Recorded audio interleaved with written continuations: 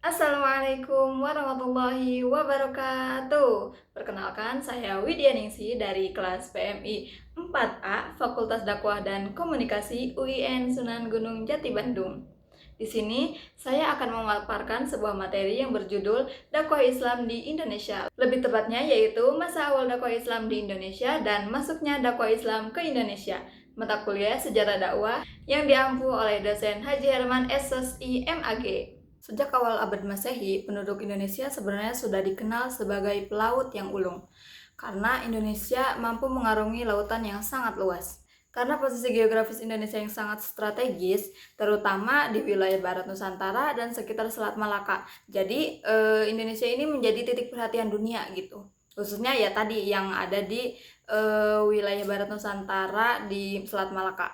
Nah, Malaka ini tuh tumbuh menjadi pusat lalu lintas perdagangan dan pelayaran internasional yang sangat penting gitu, yang menghubungkan pedagang dari lintas mancanegara seperti dari Cina dan juga India. Nah, karena lokasi Indonesia yang sangat strategis tadi, maka para pedagang di belahan bumi itu yang tadi yang sudah saya sebutkan itu berkumpullah di Selat Malaka ini demi memburu komoditas berharga seperti kayak pala dan cengkeh dari Maluku. Nah, di sini tuh ada masa awal dakwah Islam di Indonesia dan masuknya dakwah Islam di Indonesia. Masuknya Islam di Indonesia itu pada abad ke-7 sampai 13 Masehi gitu. Nah, terus latar belakang dari masuknya Islam di Indonesia itu ada melalui jalur perdagangan global yang sudah disebutkan tadi di awal ya, bahwasannya ya dari perdagangan itulah gitu Islam itu masuk gitu ke Indonesia. Nah, berkat jalur perdagangan laut yang ramai ini gitu, para pedagang muslim dari Arab, Persia, dan India itu mulai singgah gitu dan berinteraksi di Indonesia sejak abad ke-7 Masehi gitu atau 1 Hijriah gitu. Nah, hubungan dagang ini tuh terus gitu berlanjut dan berkembang selama berabad-abad.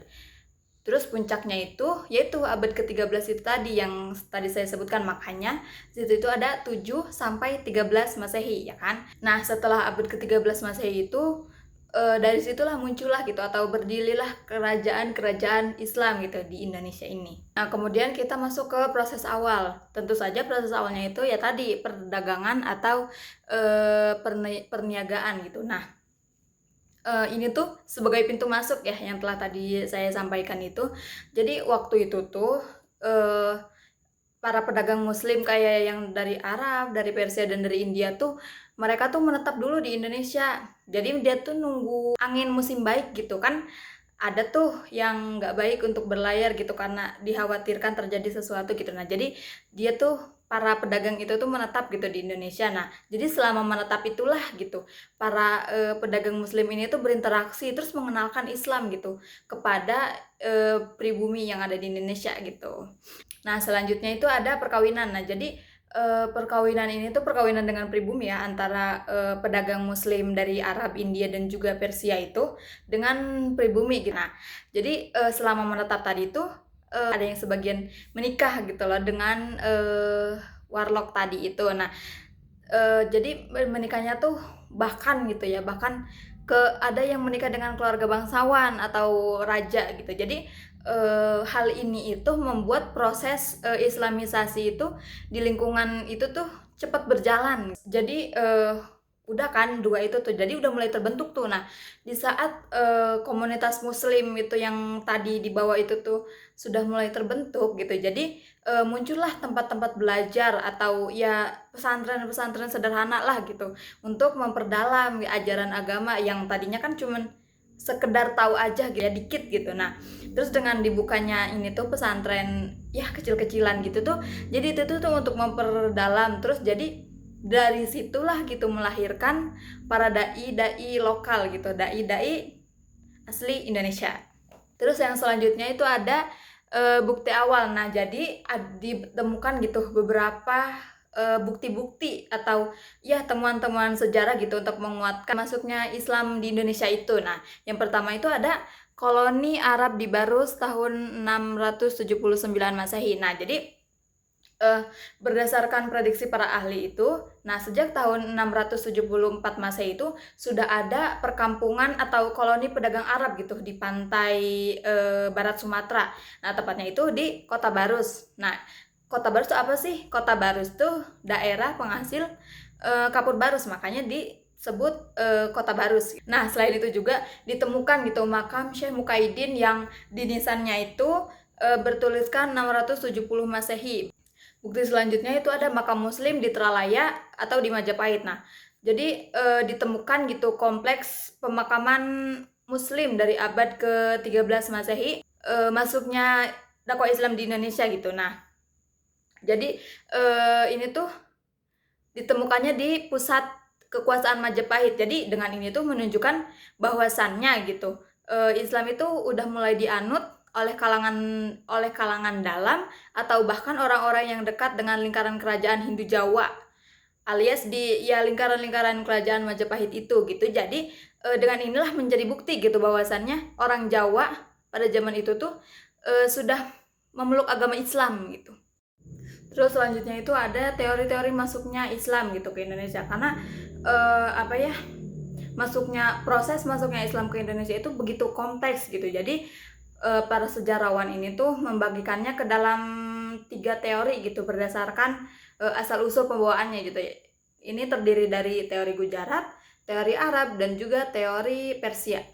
Masuk ke teori yang pertama yaitu teori Arab. Nah, jadi teori ini tuh menyatakan bahwasanya Islam itu dibawa langsung dari tanah Arab. Nah, jadi khususnya itu dari Makkah dan Hadromaut ya. Nah, ini tuh dalam teori itu menunjukkan bahwasanya Islam itu dibawa langsung dari Arab langsung ke Nusantara gitu tanpa melalui perantara wilayah lain gitu. Waktunya pun terjadi sejak awal perkembangan Islam, yaitu sekitar abad ke-7 Masehi atau abad pertama Hijriah, 1 Hijriah ya berarti. Nah, terus berikut juga ada beberapa bukti ya. Nah, bukti yang pertama itu kesamaan madhab, yaitu madhab Syafi'i. Nah, ini tuh bukti paling kuat gitu yang menunjukkan bahwasannya Islam itu dibawa langsung oleh Arab, dibawa langsung ke Indonesia tanpa perantara wilayah lain gitu. Nah, terus jadi kenapa sih gitu? Karena kesamaan madhab fikih gitu.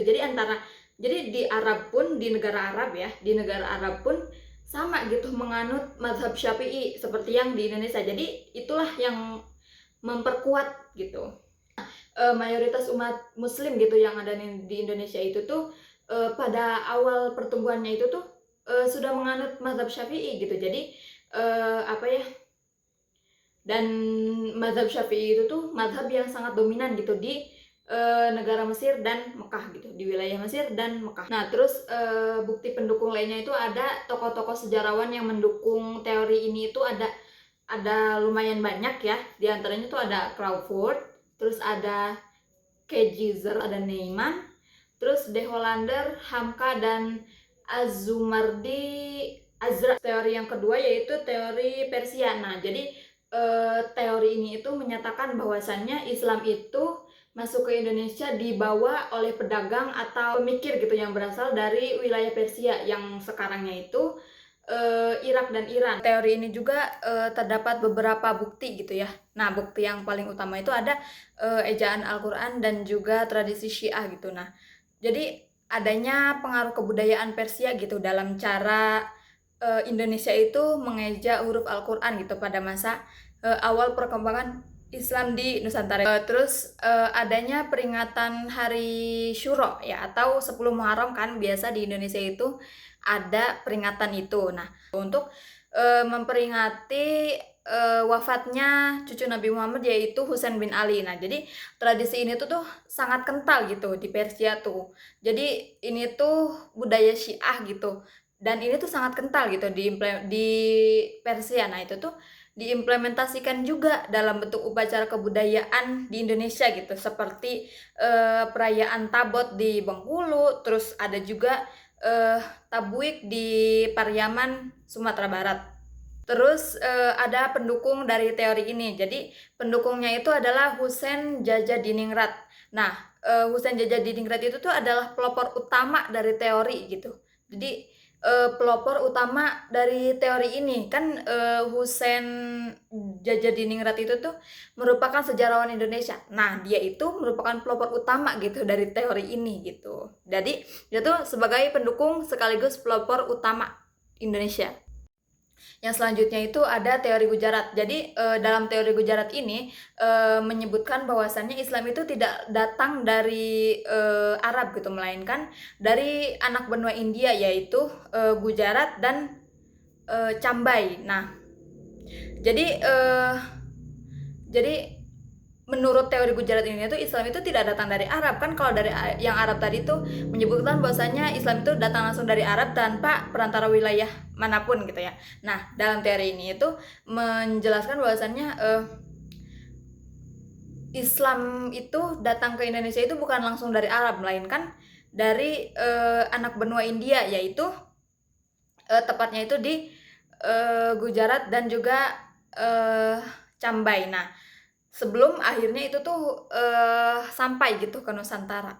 Bukti utamanya itu ditemukannya batu nisan di Pasai dan juga di Gresik. Jadi bentuk batu nisan di makam Sultan Samudra Pasai di Sumatera dan di makam Maulana Malik Ibrahim yang wafat pada tahun 1419 Masehi di Gresik, Jawa Timur. Jadi memiliki karakteristik desain dan ukuran yang mirip gitu dengan yang ada di Gujarat atau Cambai tadi. Dengan adanya temuan makam di dua tempat berbeda itu gitu ya, yang sama dengan pembuatan khas dari Cambai Gujarat ini, jadi para ahli itu menyimpulkan bahwasannya batu nisan ini tuh diimpor langsung dari Cambai Gujarat India. Nah, teori ini juga banyak dikembangkan oleh para sarjana orientalis asal Belanda gitu, kayak contohnya itu ada Snoeck-Horbrunch sama Mukwit.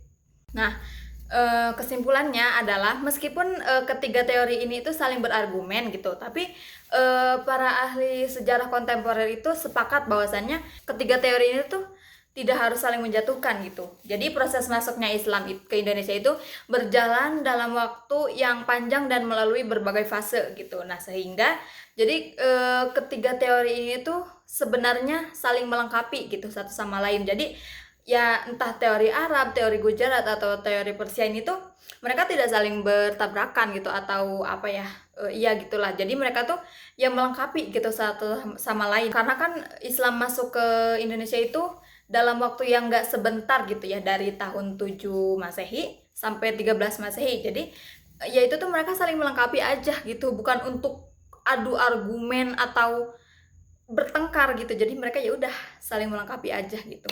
Nah, mungkin cukup sekian yang dapat saya sampaikan. Selebihnya saya mohon maaf apabila ada kekurangan ataupun kesalahan dalam penyampaian kata, terus tutur kata yang buruk. Saya meminta maaf. Wabillahi taufiq wal hidayah. Wassalamualaikum warahmatullahi wabarakatuh.